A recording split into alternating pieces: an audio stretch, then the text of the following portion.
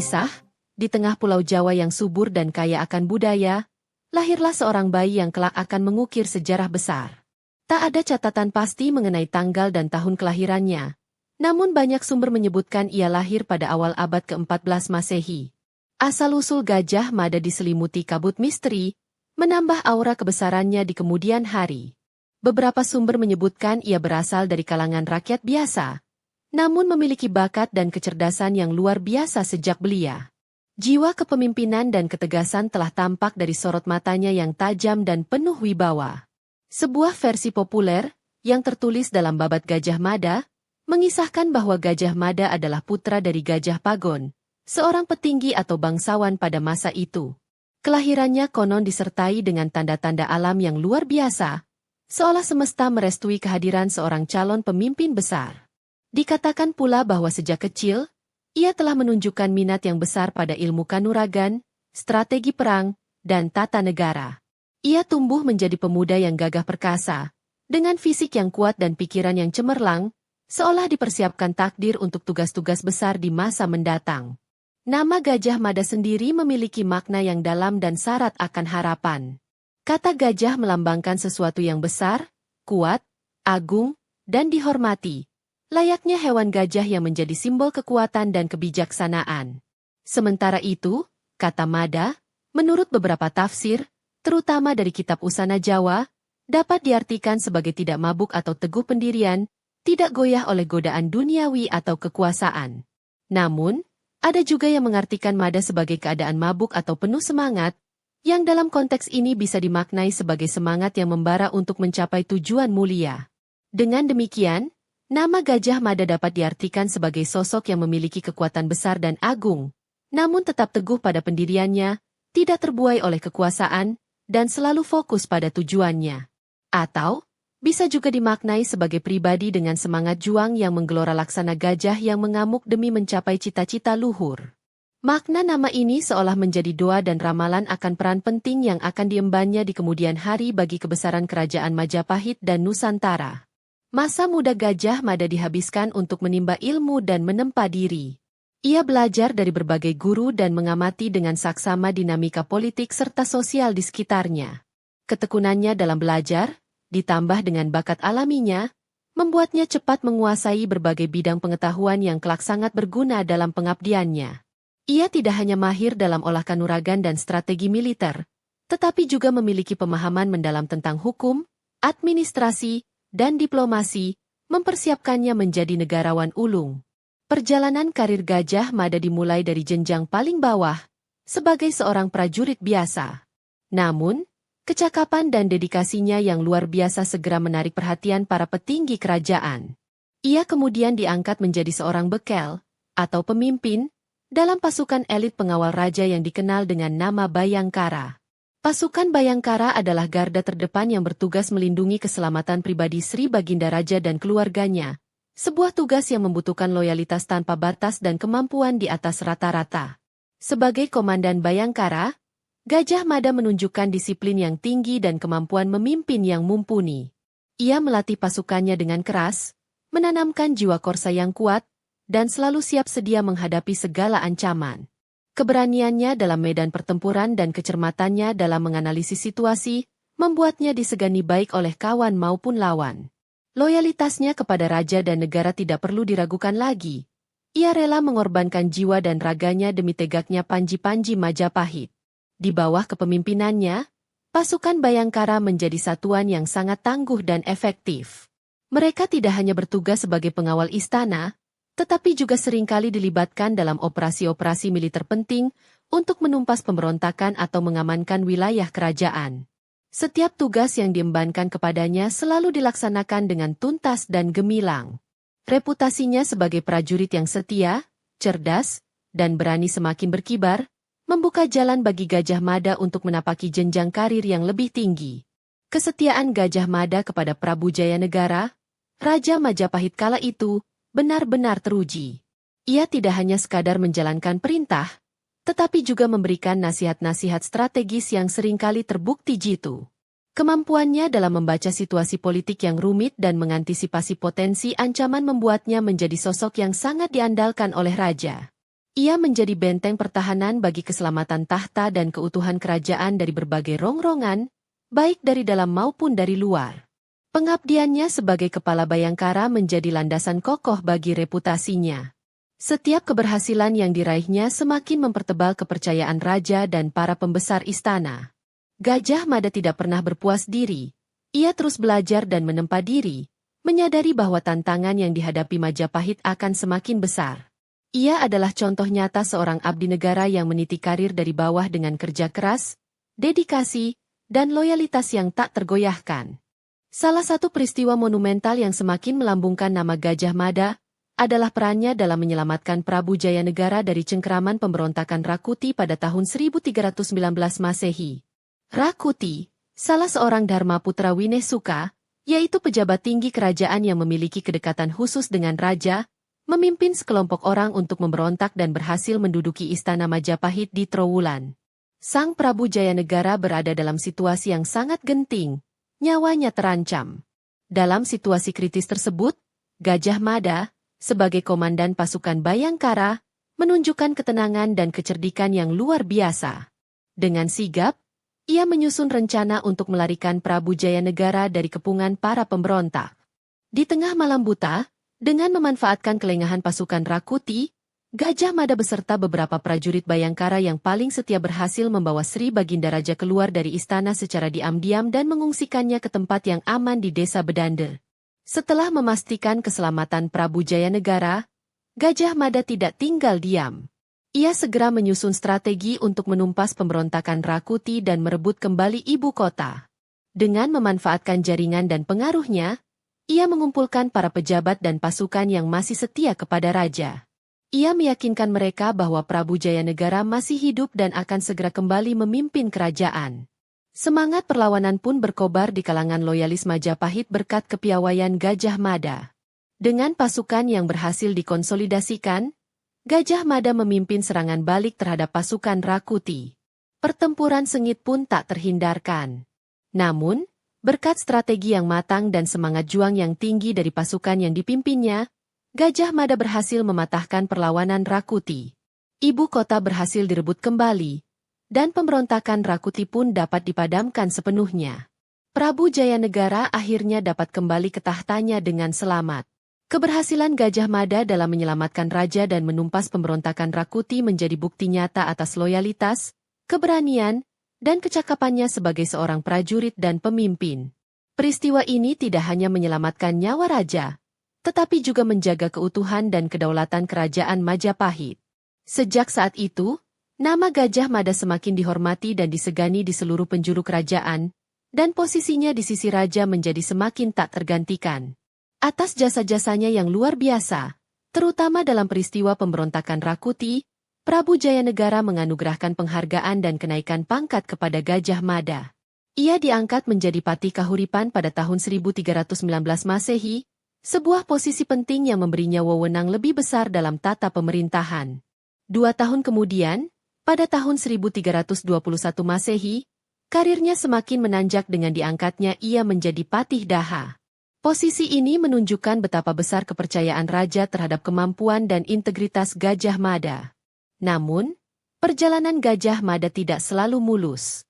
Sebagai seorang pejabat tinggi, ia menghadapi berbagai ujian kepemimpinan yang berat. Salah satu ujian terbesar datang pada masa pemerintahan Tribhuwana Wijaya Tunggadewi, yang naik tahta menggantikan Prabu Jayanegara yang mangkat pada tahun 1328 Masehi. Pada tahun 1331 Masehi, terjadi pemberontakan besar di Sadeng dan Keta, 2 wilayah yang mencoba melepaskan diri dari kekuasaan Majapahit. Pemberontakan ini menjadi ancaman serius bagi stabilitas kerajaan. Gajah Mada, yang kala itu masih menjabat sebagai patih, ditugaskan untuk memimpin pasukan Majapahit menumpas pemberontakan tersebut. Terdapat sedikit perselisihan di kalangan petinggi istana mengenai siapa yang paling berhak memimpin ekspedisi militer ini, dengan nama Rakembar juga disebut-sebut.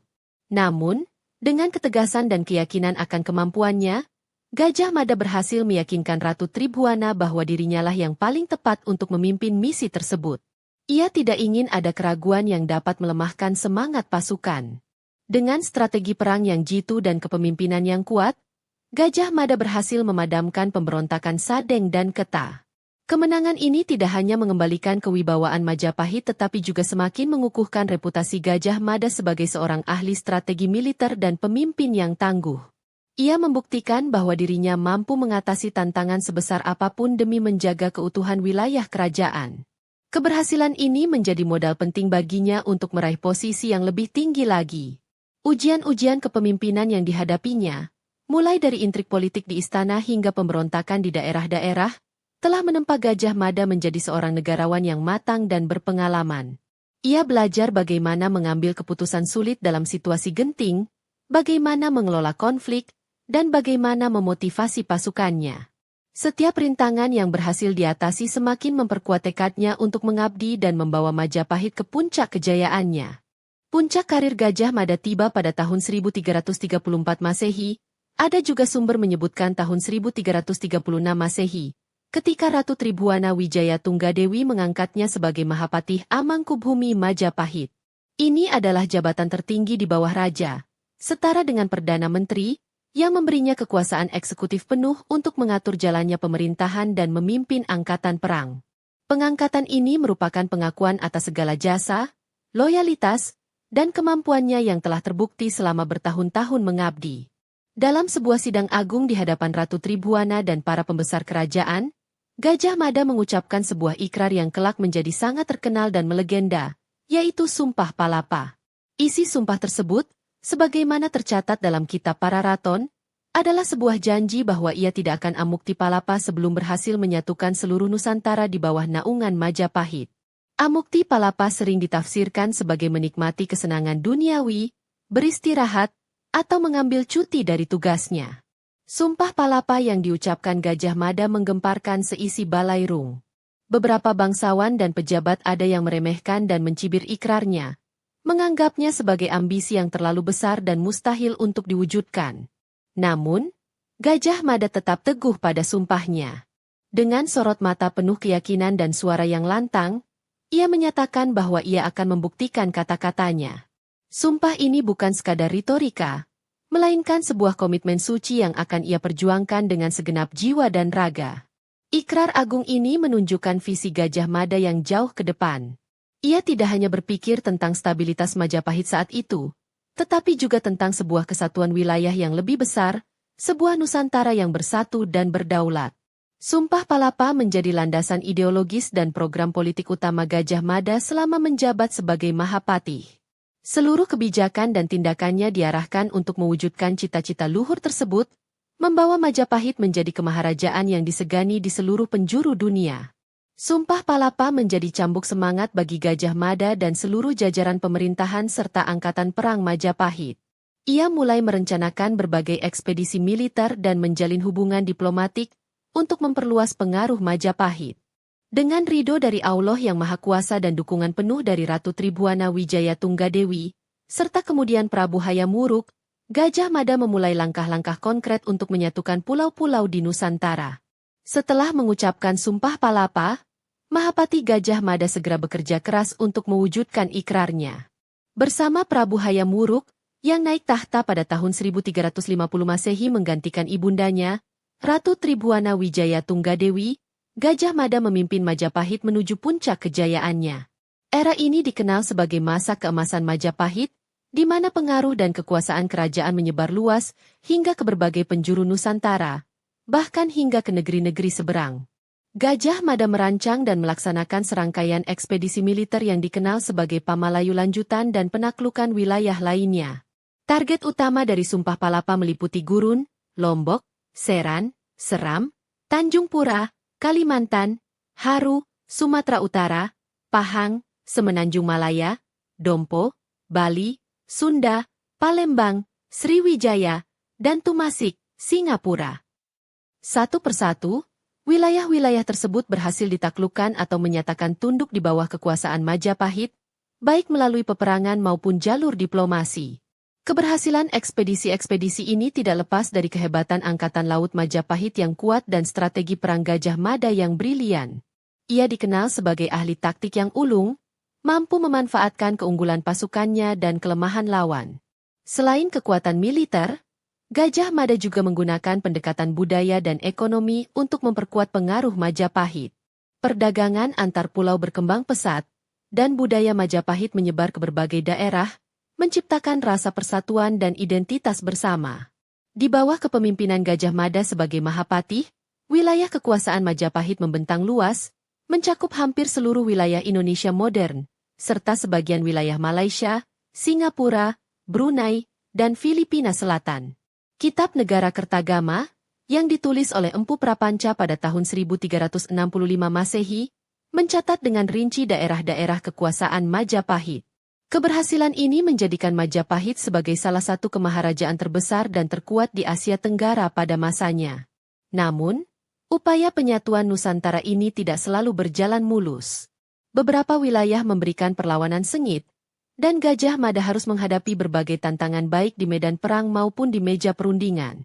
Ia harus mampu menjaga keseimbangan antara kekuatan militer, diplomasi, dan pengelolaan pemerintahan dalam negeri yang kompleks. Dedikasinya yang tinggi dan kemampuannya yang paripurna memungkinkan Majapahit terus berkembang dan mencapai cita-cita persatuan Nusantara yang diimpikannya. Meskipun Gajah Mada berhasil menyatukan sebagian besar Nusantara, ada satu wilayah yang menjadi pengecualian dan akhirnya membawa noda dalam catatan sejarahnya, yaitu Kerajaan Sunda. Menurut kitab Pararaton, Prabu Hayam Wuruk berniat mempersunting Dyah Pitaloka Citra Resmi, putri dari Maharaja Linggabuana Wisesa dari Kerajaan Sunda. Rombongan Kerajaan Sunda datang ke Majapahit untuk melangsungkan pernikahan agung tersebut dan berkemah di Pesanggerahan Bubat. Namun, Gajah Mada memiliki pandangan berbeda. Ia menganggap kedatangan rombongan Sunda sebagai bentuk penyerahan diri dan tunduknya Kerajaan Sunda kepada Majapahit, sesuai dengan semangat Sumpah Palapa. Gajah Mada menginginkan agar Dyah Pitaloka dipersembahkan sebagai tanda takluk, bukan sebagai permaisuri dengan kedudukan setara. Perbedaan pandangan ini memicu ketegangan antara pihak Majapahit yang diwakili Gajah Mada dan pihak Kerajaan Sunda yang merasa harga dirinya diinjak-injak. Prabu Linggabuana Wisesa menolak tuntutan Gajah Mada dan memilih untuk mempertahankan kehormatan kerajaannya hingga titik darah penghabisan. Akibatnya, terjadilah pertempuran tidak seimbang di lapangan Bubat pada tahun 1357 Masehi. Seluruh rombongan kerajaan Sunda, termasuk Maharaja Linggabuana, Dyah Pitaloka, dan para prajuritnya, gugur sebagai pahlawan. Tragedi Bubat ini menimbulkan duka mendalam bagi Prabu Hayam Wuruk dan merenggangkan hubungan antara Majapahit dan sisa-sisa kerajaan Sunda untuk waktu yang lama. Peristiwa Bubat menjadi titik balik dalam karir Gajah Mada. Meskipun tujuannya mungkin untuk menegakkan wibawa Majapahit, cara yang ditempuh dianggap kurang bijaksana dan menimbulkan konsekuensi yang tidak diinginkan. Prabu Hayam Wuruk dilaporkan sangat terpukul oleh peristiwa ini. Meskipun Gajah Mada tetap menjabat sebagai Mahapatih, pengaruhnya perlahan mulai memudar. Beberapa sumber menyebutkan bahwa ia merasa bersalah dan kecewa atas tragedi tersebut. Senja kala bagi sang Mahapatih mulai terasa. Usianya yang semakin lanjut dan beban tanggung jawab yang begitu besar selama puluhan tahun mengabdi tentu menguras tenaga dan pikirannya. Tragedi Bubat seolah menjadi bayang-bayang yang menutupi sebagian gemerlap pencapaiannya. Namun demikian, dedikasinya untuk mempersatukan Nusantara tetap menjadi warisan tak ternilai bagi generasi penerus. Mahapatih Gajah Mada wafat pada tahun 1364 Masehi. Penyebab kematiannya tidak diketahui secara pasti. Ada yang menyebutkan ia wafat karena sakit akibat usia tua dan kelelahan. Namun, ada pula versi lain yang lebih bersifat mistis, sebagaimana tercatat dalam beberapa naskah kuno, yang menyebutkan bahwa Gajah Mada tidak wafat secara biasa, melainkan muksa, yaitu menghilang secara gaib beserta raganya, kembali ke alam kelanggengan. Kisah muksa ini semakin menambah aura legendaris pada sosoknya. Kepergian Gajah Mada merupakan kehilangan besar bagi kerajaan Majapahit. Prabu Hayam Wuruk sangat berduka atas wafatnya Mahapatih yang telah setia mendampingi dan membawa Majapahit ke puncak kejayaannya. Konon, setelah kematian Gajah Mada, jabatan Mahapatih Amangkubumi tidak segera diisi karena sulit mencari pengganti yang sepadan dengannya. Baru beberapa tahun kemudian, jabatan tersebut diisi kembali. Namun tidak ada yang mampu menyamai kebesaran dan pengaruh Gajah Mada. Warisan terbesar Gajah Mada adalah konsep persatuan Nusantara. Sumpah Palapa yang diucapkannya menjadi inspirasi bagi perjuangan bangsa Indonesia di kemudian hari untuk mencapai kemerdekaan dan menjaga keutuhan wilayah. Semangat persatuan, keberanian, loyalitas, dan dedikasi tanpa pamrih yang ditunjukkannya menjadi teladan abadi. Namanya diabadikan dalam berbagai bentuk, mulai dari nama jalan, universitas, hingga menjadi simbol kekuatan dan integritas. Meskipun terdapat beberapa kontroversi dalam perjalanan hidupnya, seperti tragedi Bubat, Gajah Mada tetaplah diakui sebagai salah satu tokoh paling berpengaruh dalam sejarah Indonesia. Visinya tentang Nusantara yang bersatu telah melampaui zamannya dan tetap relevan hingga kini. Kisah hidupnya mengajarkan tentang pentingnya memiliki cita-cita besar, bekerja keras untuk mewujudkannya, dan selalu setia pada amanah yang diemban demi kejayaan bangsa dan negara. Legenda Gajah Mada akan terus hidup dalam ingatan kolektif bangsa, sebagai pengingat akan masa lalu yang gemilang dan sebagai sumber inspirasi untuk membangun masa depan yang lebih baik. Kegigihannya dalam mewujudkan Sumpah Palapa adalah bukti bahwa dengan tekad yang kuat dan persatuan, tidak ada hal yang mustahil untuk dicapai. Ia adalah Mahapatih, negarawan, prajurit, dan visioner yang warisannya akan selalu dikenang. Kisah Mahapatih Gajah Mada mengajarkan kita tentang arti penting sebuah visi, dedikasi, dan kerja keras untuk mencapai tujuan mulia. Kesetiaan pada sumpah dan tanggung jawab, serta semangat persatuan, adalah kunci untuk membangun sebuah bangsa yang besar dan berdaulat. Namun, ia juga mengingatkan bahwa dalam mengejar ambisi, kebijaksanaan dan empati harus senantiasa dikedepankan agar tidak menimbulkan perpecahan dan duka. Setiap tindakan besar akan selalu membawa konsekuensi, dan seorang pemimpin sejati adalah ia yang mampu belajar dari setiap peristiwa untuk kebaikan bersama.